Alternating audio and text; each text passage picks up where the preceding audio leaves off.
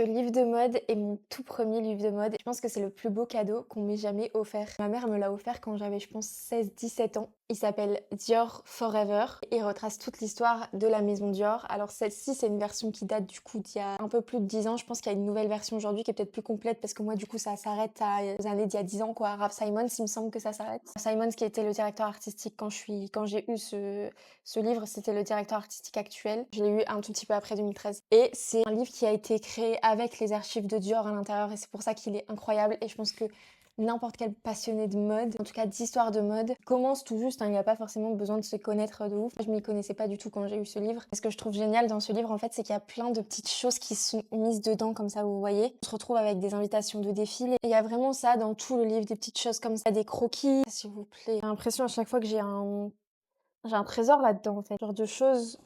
Bref, tout ça pour dire que si vous cherchez un cadeau à faire à quelqu'un qui est passionné de mode, ce livre, Dior Forever, je suis sûre à 99% que vous ferez plaisir à la personne. Là, moi, j'ai toute une collection de livres de mode et celui-ci reste mon préféré. Bon, peut-être parce que c'est mon premier, donc il a une valeur sentimentale, mais franchement, ça reste l'un de mes préférés quand même.